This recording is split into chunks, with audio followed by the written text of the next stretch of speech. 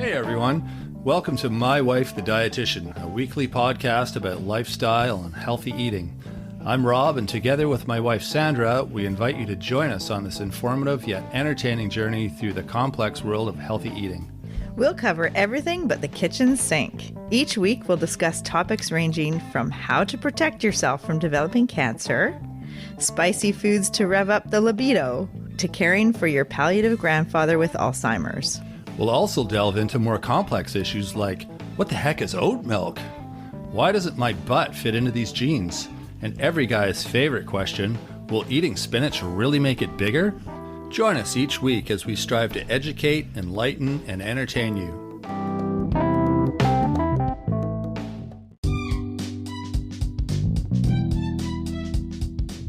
No man is an island, as the saying goes. Being young and feeling invincible, like you can do anything, eat anything, drink whatever you want, and there are no consequences, is a common feeling in youth when health is a given.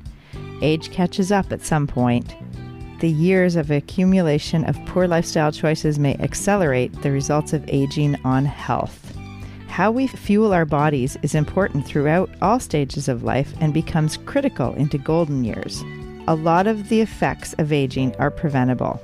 In Canada, it's estimated that more than half of the people over 65 years of age who are in the hospital are clinically malnourished. Join Rob and I for today's episode as we discuss the effects of malnutrition on aging and 9 ways to improve diet, nutrition, and health for better quality of life for seniors. Hey, Rob. Hello, Sandra. Hey, we're on episode 37. Whoa. Good nutrition is a pillar to seniors' health and quality of life.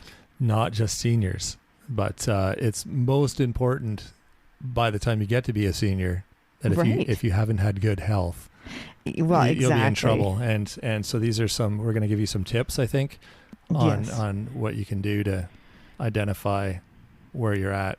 Exactly. Yeah. How we fuel our bodies is important throughout all stages of life, but it becomes critical in the senior years or golden years, or however you categorize the, over 65, 75. Or younger if you're in failing health, I guess.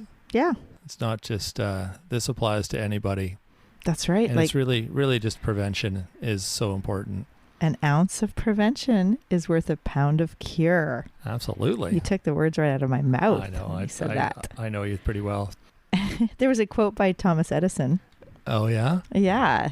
The doctor of the future will give no medicine, but will interest his patients in the care of the human frame, in diet, and in the cause and prevention of disease. Yeah. Thomas Edison. In other words, look after yourself. Prevention. Yeah. Yeah. So $1 spent in prevention and proactive care is $100 in savings in medication, hospital visits, and doctor and other healthcare professional care. Yeah. It goes a long way, in other words. Yeah, absolutely. Yeah. There we go. All right. So what are we talking about today? I mean, more specifically, what are we talking about? Well, we're talking about how to keep your body healthy into old age so that you can have good quality of life and longevity. And we're going to just talk about seniors' health and how it can start to break down. The body can start to break down physically over the years if you don't take care of yourself. Alrighty.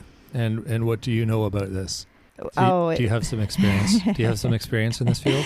Yeah, I have some experience. Most of my career has been in helping people with chronic disease management and also in long-term care. And that's what we're going to focus actually on, people in the kind of realm of long-term care and how important nutrition is for their overall health. Okay, excellent. Actually, in Canada, this is a kind of a frightening statistic. It's estimated that more than half of the people over the age of 65 that are in the hospital are clinically malnourished. Wow. That's huge. Yeah. And it's like 1 in 2 people in a hospital setting? Yeah. Or does that include like care homes and that sort of thing? That's a good question. No, it's in the acute setting in the hospital. Right. So when people are admitted, there's screening tools to see about if they're malnourished or their nutritional status. And, the average hospital stay is 5 days or less. So it's not from being in the hospital. It's actually what's happening in their daily living that is kind of promoting their malnutrition. Wow. Yeah. Well, this is good stuff. Good stuff for everyone to listen to then. Yeah, it's multifactorial. It's a combination of physical, psychological, and social factors. So it's not just any one thing, but quality of life and health is a combination of your social, psychological, and physical well-being. Yeah, they all affect each other. If it's like a tripod, right? If one is failing, it affects the other two. Yeah. And we're going to actually just mostly focus on the physical aspects of health and aging. Yeah, fair enough. So when we talk about physical, looking at lifestyle, like through your younger years, you think, I can do anything, eat anything, drink anything because I'm young and invincible. But, it catches up to you, and having a lifestyle that's possibly, sedentary work or sedentary hobbies where you're not very active, possibly poor eating habits, smoking, drinking alcohol, all those lifestyle habits can lead to disease and chronic conditions. And so as people age, the rates of chronic disease increase. So you have a higher risk of heart disease, cardiovascular disease, diabetes, cancer, osteoporosis. All of the, a lot of the diseases are lifestyle related. For sure. Yeah. And that means that they're within our control and they're modifiable. So I think a lot of people think, it's in my family history or it's in my genes, but really it's our daily habits, what we do every day is affecting how we age and how our body responds. Yeah. And I think people think that, I feel pretty good now, I don't need to change anything. They wait until it's broken, right, before they decide to make a change. But in a lot of cases, that's beyond the point of repair then. So it's important to sort of pay attention to all of these things that we're going to talk about and work on preventing them in the first place. Yeah, and at the end, we'll be talking about 9 ways to improve diet and nutrition and health for better quality of life for seniors. Yeah, good. So it's for people listening or maybe their parents or grandparents, depending on, people in your life. And there's questions you can ask yourself or ask them, or they can ask themselves that kind of lead to, maybe I am malnourished, or maybe I do have poor nutritional habits. Mm-hmm. And you'll be surprised how many of these boxes apply to people. Mm-hmm. I mean, boxes as in the questions we're going to ask, how many boxes you tick. Yeah, I figured. Yeah. I knew what you meant. That's okay. Boxes. What the heck's he talking about? And actually, it's good that we're doing it this time, because in Canada, the Malnutrition Awareness Week is October 3rd to 7th, so coming up in a couple weeks.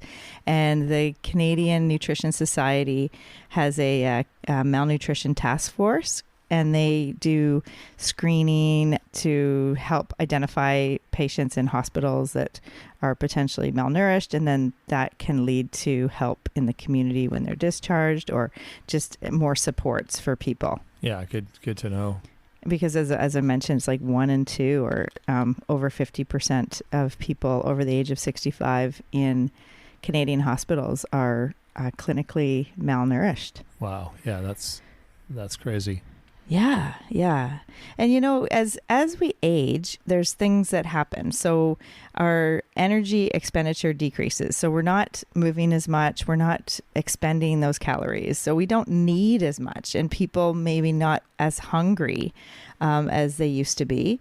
And so what they eat is critically important, because you have only a small window of opportunity to get the nutrition that your body needs in, fewer amount of meals or snacks or whatever. Less food. So less opportunity to get the nutrition. Absolutely. Yeah. So yeah, the nutrient dense foods. So remember we've talked about how a lot of people, like 95% of the population, are not getting enough fiber in their diet. Right. So that's a big one. So fiber and calcium, vitamin D, potassium, magnesium, vitamin C. So a lot of these important nutrients are lacking in the diet, and then there might be too much sodium and salt and saturated fats and trans fats and sugary foods, or like pastries, like white flour foods that, are basically taking up the space of where you could be eating something a bit more nutritious. Totally. Yeah, so important to eat the right things. Yeah. And tea and toast, like for instance, this is a good example because I think a lot of people realize, okay, tea and toast, that's, oh yeah, grandma has tea and toast all the time. That's what she has for breakfast, or that's her snack, or that's the only meal she has until dinner. And this is what I see in when I talk to people. And tea and toast, you think of the plate ratio in terms of balance and variety in your diet, and you should have half the plate as vegetables, a quarter protein and a quarter whole grain, like a starch. Or so with tea and toast, what is that? Yeah, that's none of that. Well, it's starch, it's maybe a little bit of bread. Yeah. Nothing in the tea, probably. Yeah, it's not nearly enough, and that's what a lot of people are subsisting on. Yeah, absolutely. Yeah. So it is, critically important to get the nutrition in those meals. So part of the issue is, like you think of oral and dental health, and that's a big part of, prevention is... An ounce of prevention is worth a pound of cure. So, having good oral hygiene when you're young, and learning how to brush your teeth and floss, go to the dentist, get your regular maintenance and your cleanings, fluoride treatments, all that can help keep your teeth strong and not broken, and not cavities and not root canals. Because when you start to lose your teeth, or if you have poor oral hygiene, or your teeth are in poor condition when you're older, that really can affect your nutritional status. Yeah. In other words, it really impacts what you're able to eat and how you're able to eat, which if you have to eat all your food like blenderized because you can't chew it, mm-hmm. it's going to make you feel kind of like you don't want to eat because it's taken the joy out of eating. So that affects this is where the whole psychological aspect comes in. You right. feel kind of not excited about eating, so that makes you not want to eat, which affects your health, and then that affects your it goes round and round. So absolutely, it all comes back to brushing your teeth and flossing. That's right. Yeah, well, there's lots of issues like dry mouth. It might be medication related, like hydration, not getting enough fluid, mouth sores, taste changes. So maybe you're adding way too much salt to your food, and then, you start to get fluid retention because you have too much salt in your diet. But, all these things can be part of oral health and dental condition. And if you have dentures, maybe they don't fit. Maybe you've had some unintentional weight loss and they're not fitting as well. So that's going to impact how you're chewing, and how we chew. It's the first phase of digestion in our body. So chewing our food well helps to break it down so that we don't get indigestion or reflux or, irritable bowel and all those issues. Exactly. Yeah, so it's all related, and also swallowing issues like, chewing is one thing, and then swallowing, like if someone's had a stroke or if they've had a head injury or other issues that affect their swallowing ability, Parkinson's, for instance, that it could impact how well they're swallowing fluids or foods or medication, and then that's a risk for aspiration. So the fluid goes down into the lung instead of down to the stomach. So that's another issue for older people that have maybe had issues with different conditions. Exactly. Yeah.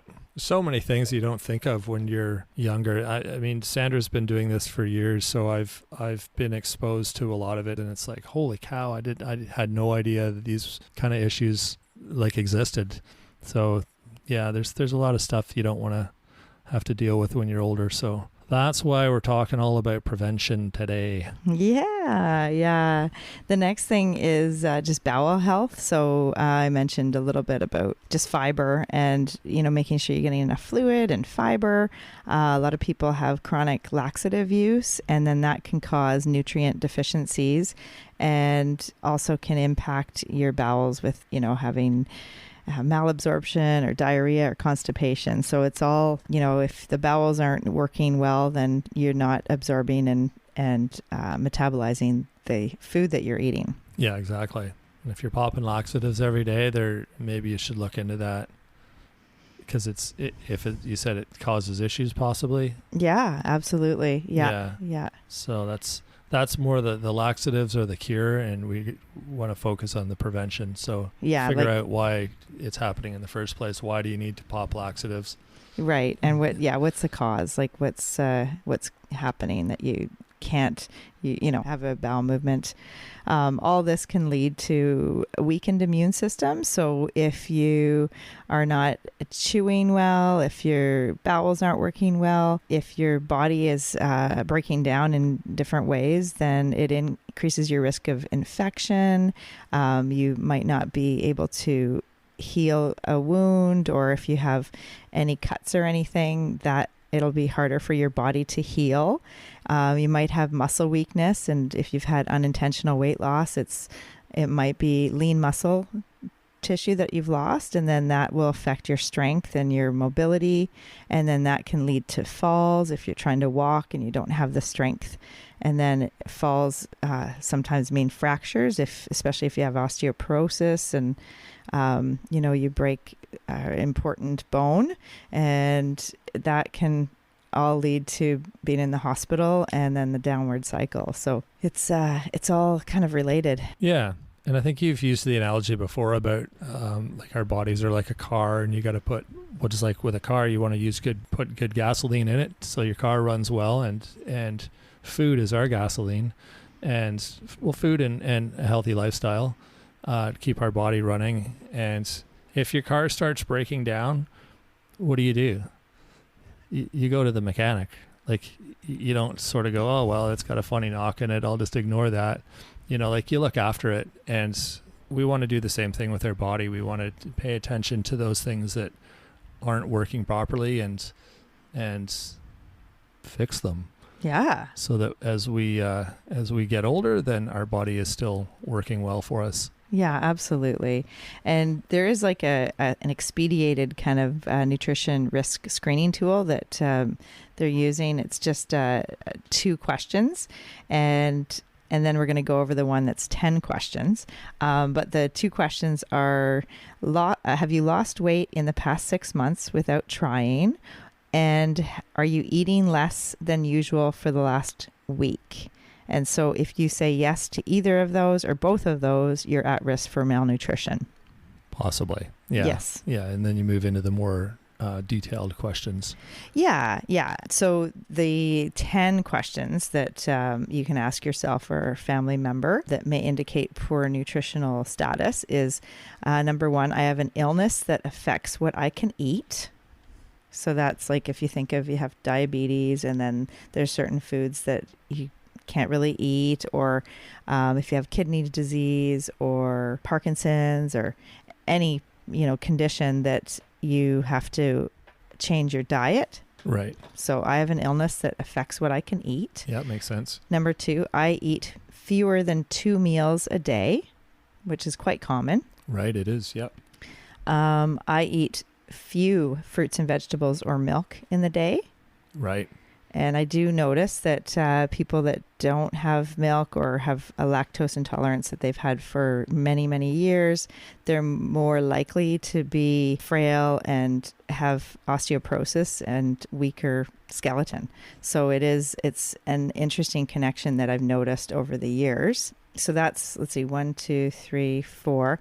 Number 5 is I have tooth or mouth problems. Right. So that's a big one. Might prevent you from eating. Yeah, or eating, certain things that you need to eat, maybe. Yeah, especially like high fiber foods or, the seeds exactly. I don't have enough money for food. So that's the resource, and just not having enough funds to buy food. Right. I eat alone most of the time. It's a big one. That is a big one. Let's see. I take 3 or more prescription or over-the-counter medications every day. Which a lot of people do, and that can impact your nutritional status. Yeah, or how you feel about eating. Some of them will probably curb your appetite, I'm sure, too. Yeah, some cause dry mouth, some cause constipation, some cause, there's all the different, muscle aches and pains. For sure, yeah. So medications do have interactions, and some medications have interactions with nutrients. Okay. The next one is I've had an increase or a loss of 10 pounds. So an unintentional weight loss of 10 pounds or an increase in 10 pounds over the last week or, short time period. And that could be, an increase could be edema. It could be that you have fluid retention. That might mean that you have congestive heart failure, or you have kidney problems, or you blood pressure issues because you're retaining fluid, and so that you've had this increase, and it's like, what? I just gained 10 pounds in like a week. What's going on? You know what's funny? If you gain 10 pounds, you're like, holy, like something's wrong. Right. If you lose 10 pounds, you're like, woohoo, I lost 10 pounds. And you don't even think about it. You're right. Just, like our culture celebrates weight loss so much that it's like, it's a good thing. Right. But in this case, well, it's never a good thing if you're dropping weight quickly. That's something you really need to pay attention to, because something is going on. Yeah. And the key word is unintentional weight loss. So if you all of a sudden, if you notice you're not eating as much or something's off and you've lost 10 pounds and you weren't trying to, then that's an indicator that something's going on. And it's 10 pounds over what time period? And that's like that's over a week. Oh, wow. Yeah, that's... Yeah, so that can be some a red flag. Some of those weight loss flag. Pills promise that. It's crazy. Yeah, but when we're talking about, seniors, and it makes a big difference because, as we mentioned, just they're not eating as much. And so what they do eat is really important and, critical. Yeah, for sure. And the last one is I'm unable to shop, cook, or feed self. So there's either lack of resources or lack of motivation, depression, isolation, any of the above. So disability too, right? And can't get out of the house easily, or absolutely, physical barriers. Yeah. So those can all those 10 questions are good things to ask, and that would indicate, okay, there's a potential that there's malnutrition happening here. Yeah, any one of those can sort of lead to malnutrition issues. Yeah, absolutely. So let's do the positive 9 ways to improve diet, nutrition, and health for better quality of life in senior golden years. Let us do that. Yes. Okay. So the number 1 is actually more social versus physical. It's eat with someone most of the time. So isolation kills. It's so detrimental for people to be eating alone. Yeah, it totally impacts what you eat, and just socially too. I mean, like you feel different when you're around other people. Yeah. And how you feel, and just what you might eat. Like, I think you were mentioning that when you are at home alone, you eat something different than if we're eating as a family. And that's pretty normal. I mean, you might just make a thing of popcorn or whatever, right? You don't put the same effort. Well, I do sometimes. Mm-hmm. Sometimes I'll make like a big gourmet dinner for myself if I'm home alone. But more often than not, I'm just going to cook something easy and go watch TV while I eat. Right, and right. It's just, I mean, that's fine once in a while, but eating as a family, as a group, as a community, whatever your community family is, it gives so much to your mental health and your mental well-being that, eating alone is just, it can wreak havoc on you if you're doing it over and over and over again. So it takes the joy out of eating.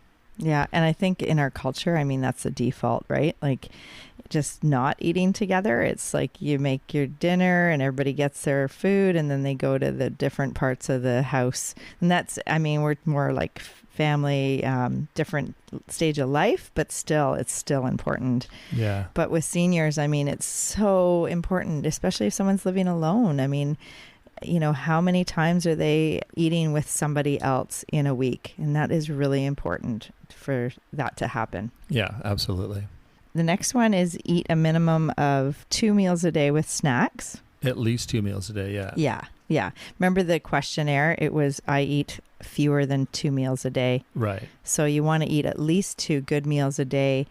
And if you're not eating that third meal, say you wake up late or whatever, having snacks so that you're getting all your nutrients throughout those 2 meals and snacks. Exactly. Yeah. Because it's hard to get everything you need in, you know, less than 2 meals. It's impossible. And remember we talked about like the tea and toast. It's just not adequate. Yeah. You gotta be eating the right things. Yeah. Well, and that's the next one. Include vegetable and or fruit at each meal, protein each meal, and whole grain food for the fiber and the carbohydrate. So we've got, like, you think of vegetable, especially at dinner and lunch, maybe fruit at breakfast, maybe fruit at snack, and definitely protein at each meal, possibly snack time too. And the whole grain food. So, you know, whatever that is in your daily diet. Yeah. Just the well-rounded meal. It doesn't have to be huge quantities.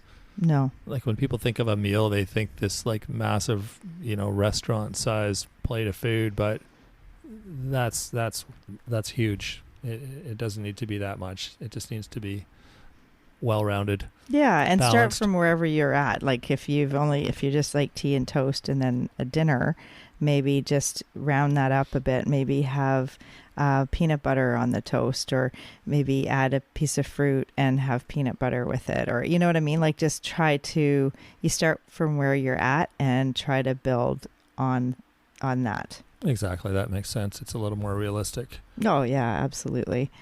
The other one is aim for 2 servings of fish weekly. Right. And do you remember why? Because fish is delicious. Yeah. And it has omega-3s. Yes. And that's so important for your good health and for just your immune system, for mental well-being, for mood.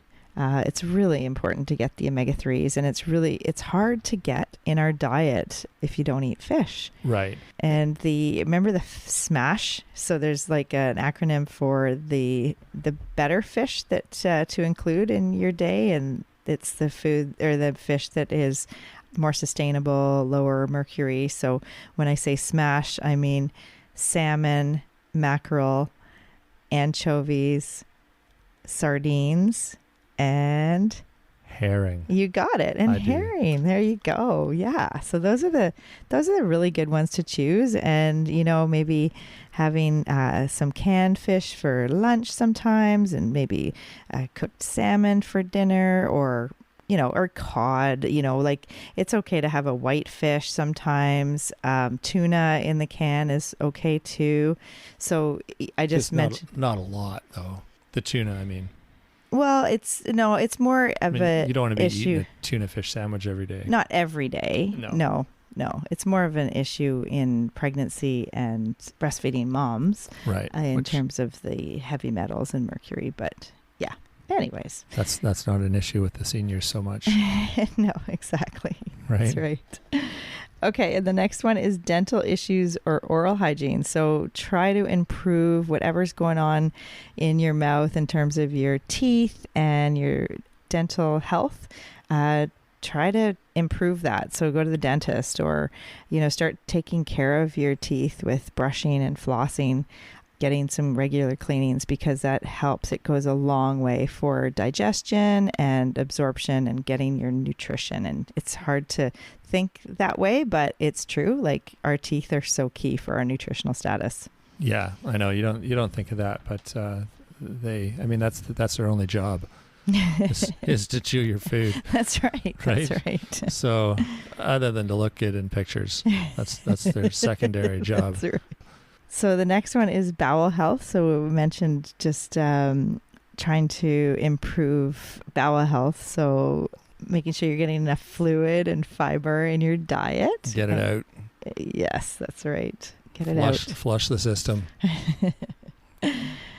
Polypharmacy. So if you have more than 3 medications, look at maybe go to the pharmacist to go to your doctor and see if you can have a review. And is there, anything you can reduce or get rid of, because there are side effects to medications, and they do have nutrient interactions in your body. So, it's important to know what you're taking and why, and if you really need to be on that.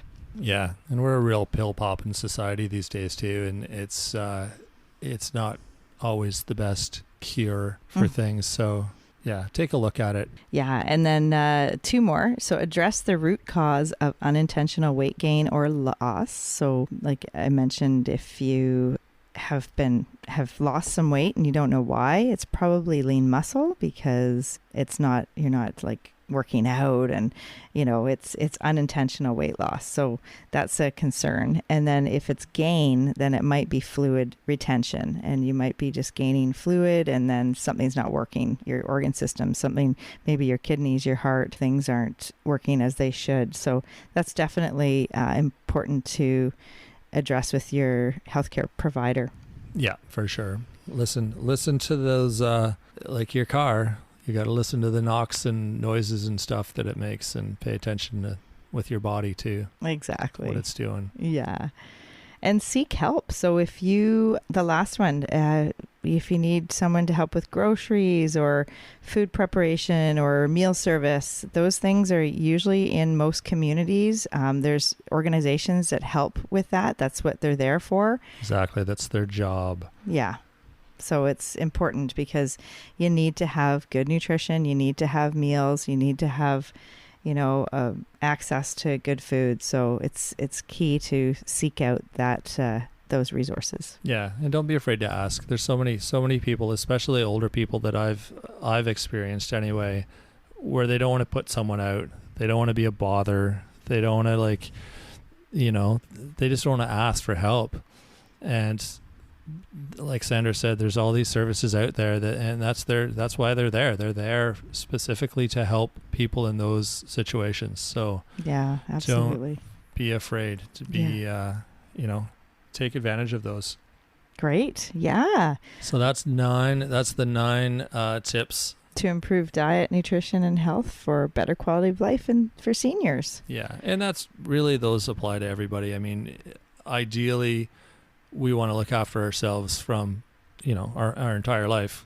If we keep our body in good shape our entire life, we won't have any issues to worry about when we're seniors. Exactly. Or as Mark Twain says, age is an issue of mind over matter. If you don't mind, it doesn't matter. There you go. Yeah. All right. Nice talking with you, Rob, today. All right. Yeah, we'll talk again next week. Okay. Cheers. Thanks for joining us today on My Wife the Dietitian. If you like what you heard, don't be shy. Leave us a comment or review, and be sure to share our podcast with your friends. If you'd like to hear more, hit that subscribe button. You can also follow us on our social media pages for updates, episode trailers, and other odds and ends. For more info and links on what we discussed on today's episode, check the show notes. We'll be back next week with another informative and fun-filled episode.